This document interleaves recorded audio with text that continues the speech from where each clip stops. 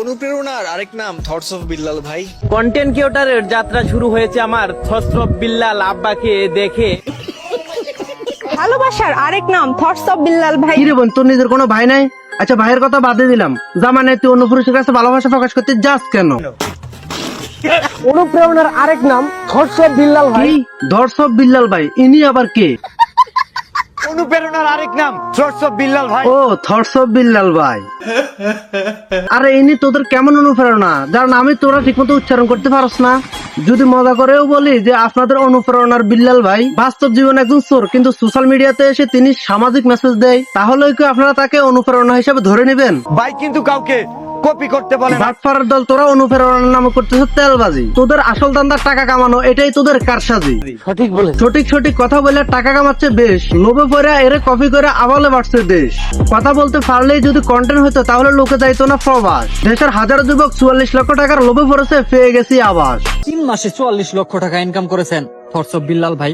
এই কথাটা শুনে অনেক মানুষেরই মাথা ঠিক নাই। কেউ আছে ডিরেক্ট বিল্লালের কপি করে টাকা কামানোর দান্দায়, আবার কেউ আছে ওই সমস্ত কপি করা লোকদেরকে খোঁচা মেরে টাকা কামানোর দান্দায়। মোট কথা ইস্যু ওই একটাই, বিল্লালের নাম ইউজ করে 44 লক্ষ টাকা কামানো। ভাবেন যে আমি বিল্লাল ভাইয়ের মতো হইতে চাই। ইনার মতো হয়ে এখন আপনাদের লাভ নাই, কারণ ইনার বিরুদ্ধে কথা বললে এখন উনি স্ট্রাইক মারে। শেষ পর্যন্ত আপনি আমার প্রোফাইলে স্ট্রাইক মারছেন সেই ভিডিওতে ভাই।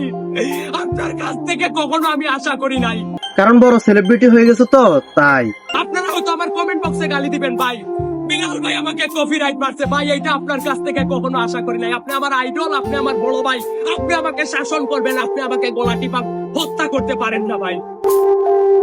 অনুপ্রেরণার আরেক নাম থটস অফ বিল্লাল ভাই। ভাই কিন্তু কাউকে কপি করতে বলে নাই। তা আপনি কি করতেছেন খালাম্মা? ও আচ্ছা, বিল্লাল তো আবার আপনার মেয়ের জামাই। মায়ের জামাইয়ের কথার সাথে কথা মিললে তো ওইটাকে আবার কফি বলে না। বিল্লাল, তুই কাজটা করলি কি? তোর কারণে মা তার ছেলেকে ছেড়ে দিয়েছে, বউ তার স্বামীকে ছেড়ে দিয়েছে, স্বামী তার বউকে ছেড়ে দিয়েছে, ওইদিকে ছাত্ররা পড়ালেখা ছেড়ে দিয়েছে, আবার শ্রমিকরা মাঠে চাষাবাদ করা ছেড়ে দিয়েছে, আবার ওইদিকে হুজুররা দেখলাম সবকিছু ছেড়ে ছুড়ে বিল্লাল ভাইয়ের মতো টাকা কামানোর নেশায় পড়েছে। অনুপ্রেরণার আরেক নাম থটস অফ বিল্লাল ভাই। আচ্ছা, বিল্লাল ভাই কি নামাজ রোজার ফতুয়া দেয়? বিল্লাল ভাই কি মাহফিলের স্টেজে বসে হাজারো যুবকদেরকে হেদায়েতের পথ দেখানোর চেষ্টা করে? আচ্ছা, বিল্লাল ভাই কি কোনো পাড়ার মসজিদে ইমামতি করে নামাজ পড়ায়? তাহলে ইনার মতো হুজুরের অনুপ্রেরণা কিভাবে বিল্লাল হয়? আমি জানি এই সবই হচ্ছে টাকা কামানোর দান্দা। বিল্লাল ভাই, তোমার কইতেছি, দেশের এই বর্তমান পরিস্থিতির জন্য একমাত্র দায়ী তুমি। তোমার থেকেও আরো কয়েক বছর আগে আরো অনেক ফেসবুক ইউটিউবার এসে এই জগতে বসে আছেন এবং তারা ভালো ইনকামও করতেছেন। কই, তারা কি কখনো বলছেন যে আমরা এত টাকা ইনকাম করতেছি? এখন অনেকে কমেন্ট বক্সে এসে কুত্তার মতো চিল্লাবে আর বলবে এগুলা দেখে তো আমরা অনুপ্রেরণা পাচ্ছি, তাতে আপনার সমস্যা কোথায়? প্রথম কথা বলবো ভাই, অনুপ্রেরণা এখন আপনাদের কেমন লাগতেছে?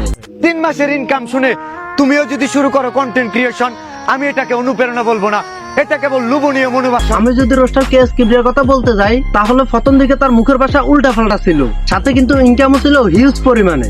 তখন সে যদি বিল্লালের মতো পাবলিকের সামনে এসে বলে দিত তার মাসিক এত টাকা ইনকাম হয়, তাহলে দেশের অবস্থাটা কি হতো বুঝতে পারছেন? তখন তার কন্টেন্টের উপর ভিত্তি করে উনি যদি পাবলিকের বুঝাইতেন যে তার মাসিক ইনকাম এত টাকা হয়, তাহলে তো ফলাফল লেখাপড়া বাদ দিয়ে রোস্টিং ভিডিও শুরু করে দিত, তাহলে কি দেশের উন্নতি হইতো?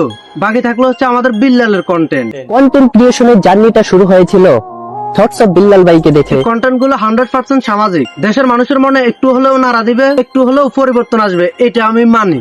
তবে দেশের বর্তমান যেসব ছেলেরা এই সমস্ত কন্টেন্ট বানানোর জন্য হুমড়ি খেয়ে পড়েছে, একটু খোঁজ খবর নিলেই দেখবেন এরা সন্ধ্যার সময় জোরজারে হুমড়ি খেয়ে পড়ে গাঁজা খাওয়ার জন্য। তাহলে বিষয়টা কি দাঁড়ালো? যারা অফলাইনে দিন রাত গাঁজা খায় তারা অনলাইনে এসে সামাজিক মেসেজ দিচ্ছেন। আবার এই সমস্ত সামাজিক কন্টেন্ট যারা দেখতে চায় তারাও বেশিরভাগ তাদের গাঁজার টাকা জোগাড় করার জন্য তারাও এই সমস্ত কন্টেন্ট আপলোড করার জন্য চেষ্টা করতেছে। আমি বলবো ভাই, কয়েকটা বড় বড় কন্টেন্ট ক্রিয়েটর ছাড়া যারা এই সমস্ত কন্টেন্ট বানাতে আসছে তারা বেশিরভাগ সময় তাদের গাঁজার টাকা জোগাড় করার জন্য সোশ্যাল মিডিয়াতে আসছে।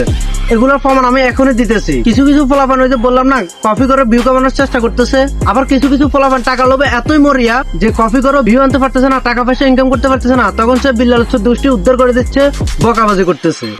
অনুপ্রেরণার আরেক নাম হোয়াটসঅ্যাপ বালের ভাই। ওই বালের ভাই থেকে কোনো ভালো শিখার নাই, অনেকেই বলে তার ভিডিও নাকি ভালো হয়। ভাই, তোর মনে হয় ভিউ হইতেছে না আর গাঁজা গানার টাকা জোগাড় করতে পারতেছিস না, তাই বকাবাজি করলে বিল্লালকে নিয়ে। আর এই পরিস্থিতির জন্য বিল্লাল নিজেই দেয়।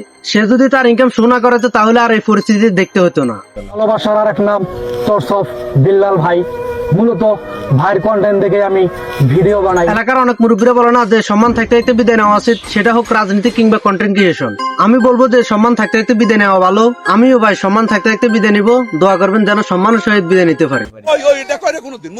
তো আজকের ভিডিও পর্যন্ত। ভিডিও কেমন লাগলো কমেন্ট করেন, ভালো লাগলে লাইক করেন, পেজ হলে ফলো করেন, আর চ্যানেল হলে সাবস্ক্রাইব করেন।